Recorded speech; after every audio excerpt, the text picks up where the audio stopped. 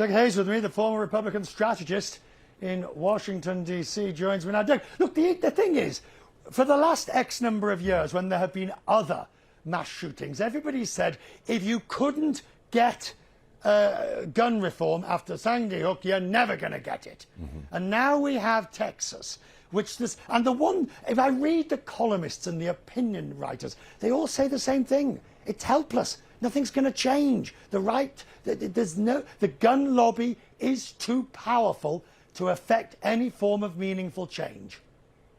Well, it obviously is very influential in Republican politics. I worked on Capitol Hill for the House Majority Leader, for another member of Congress and senator. And, what we see is Republicans are very fearful to move anything that crosses the NRA, not because of money per se, Richard, as often gets reported, but because those voters are active. Republican members see them, hear from them, those who show up and who vote in Republican primaries. So that's what they're responding to first and foremost. But hopefully we're seeing some good news on Capitol Hill today, or at least maybe the beginnings of it. There's a bipartisan group of senators that are meeting today to start with, okay, we know what we disagree on. What can we start to agree on, with red flag laws being a potential thing? Now, this could be false hope. We've had false hope before, but clearly more people are starting to realize that we have to act on something.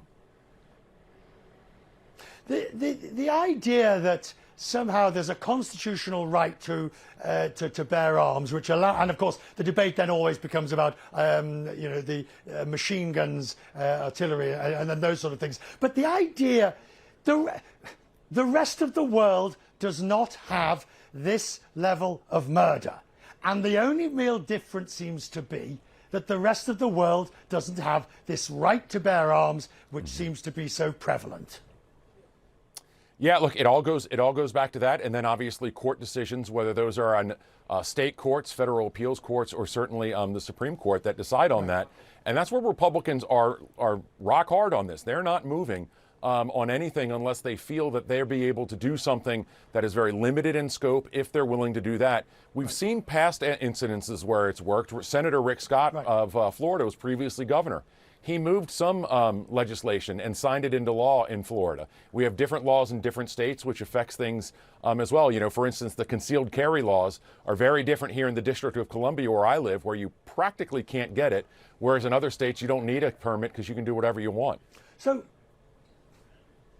Doug, let me put you in the position of just giving me a view that you might not agree with, or probably don't agree with. But because just to understand it, that's what I'm about, understanding it. What is the answer from the gun lobby? What do they think should be done to prevent these sort of incidents? What's their solution?